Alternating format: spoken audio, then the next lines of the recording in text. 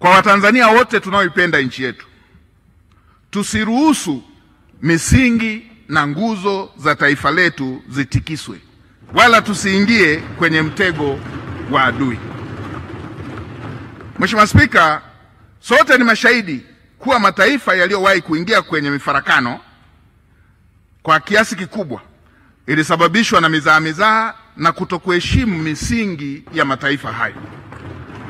Maneno ya rejareja yasiyo na ushahidi ya mtu mmoja yasiyo na ushahidi, maneno ya rejareja ya taasisi ama baadhi ya vikundi yasiyo na ushahidi ama ya vyombo vya habari. Mheshimiwa Spika, wakati mwingine uhalifu wa mtu mmoja tu au wa kikundi hujitokeza kwa kuwa na tishio kwenye maisha ya kila siku ya mtu ama mwananchi wa kila mmoja. Ikumbukwe kuwa katika kipindi cha serikali ya awamu ya 3 viliwahi kujitokeza vitu vya aina hiyo. Mheshimiwa Spika, ulikuwepo uhalifu, watu walikuwa wanateka magari ya mizigo, tunayakumbuka haya. Wakati mwingine wanateka mabasi ya abiria na katika maeneo mbalimbali, na jambo la aina hiyo lilileta vitisho kwa wananchi wa Tanzania. Hata hivyo, Mheshimiwa Spika, vyombo vyetu vya ulinzi na usalama vilisimama imara na kukomesha uhalifu huu. Vilikomesha. Katika kipindi cha serikali ya awamu ya 4 ulitokea uhalifu mwingine wenye sura tofauti ambao ulikuwa unaweza kuufananisha na sura ya kigaidi, uliohusisha urushwaji wa mabomu kwenye nyumba za ibada, mikusanyiko ya watu, mikutano ya hadhara, mashambulizi ya mtu mmoja wakiwemo watu wenye ulemavu wa ngozi. Watanzania tumeyasahau haya? Yalitokea kwenye nchi yetu na yalileta utisho mkubwa: mikusanyiko, makanisa, misikiti, kurushiwa mabomu, mikutano. Hata hivyo, Mheshimiwa Spika, vyombo vyetu vya ulinzi na usalama vilisimama imara na kukomesha uhalifu. Vilisimama imara vyombo vyetu. Katika kipindi cha serikali ya awamu ya 5 ulitokea tena uhalifu, watoto kutekwa na kuuawa, tunakumbuka hiyo.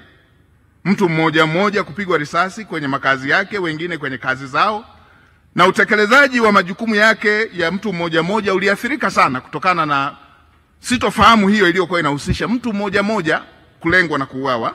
Mtakumbuka waliuawa wenye vitu wa vijiji kwa wilaya za Pwani, watakumbuka vizuri jambo hili, vitongoji, mitaa, na mbaya zaidi wengine walikuwa wanalengwa kwa nafasi zao na kwa itikadi zao. Wenye viti wa CCM wengi tulishuhudia pia miili kwenye magunia, mifuko ikiwa imetupwa baharini. Mheshimiwa Spika, nasema haya na ni mabaya kuyataja kwa sababu familia zilipoteza watu wao, lakini nayasema kwa sababu watu wakumbuke kwamba tumewahi kupita vipindi vya aina hii na vyombo vyetu vya ulinzi na usalama, Mheshimiwa Spika, vilikomesha uhalifu wa aina hii. Havijawahi kushindwa.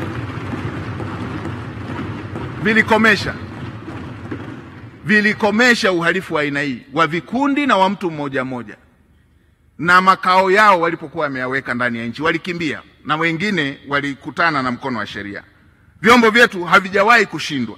Mheshimiwa Spika, hata sasa vimeanza kujitokeza viashiria vya uhalifu kama huo ambavyo kimsingi havipaswi kupiganwa kwa kupeleka vikosi wala kupiga kampeni wala kusema tunapigana vipi, kwa sababu hii ni tofauti na vita ya vikosi kwa vikosi. Mheshimiwa Spika, tukiendelea kunyosheana vidole vyombo vyetu vya ulinzi na usalama, tutaacha adui aendelee na uhalifu huku sisi tukiendelea kushughulikiana sisi kwa sisi. Hili si jambo lenye afya kwa taifa letu. Isichukuliwe kuwa serikali imezuia watu kusema, wala isichukuliwe kuwa serikali haichukui hatua dhidi ya uhalifu.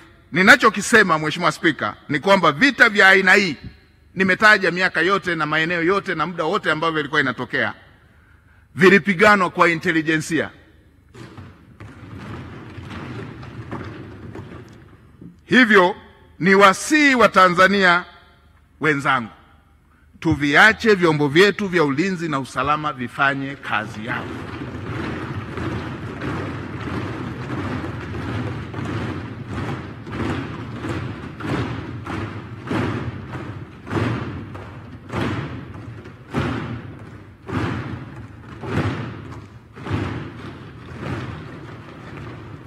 Mheshimiwa Spika, wakati mwingine uchochezi wa adui huwa ni kwa lengo la kuzifikia rasilimali mataifa ambayo yana rasilimali za kipekee. Mengi yameingia kwenye matatizo kama hayo.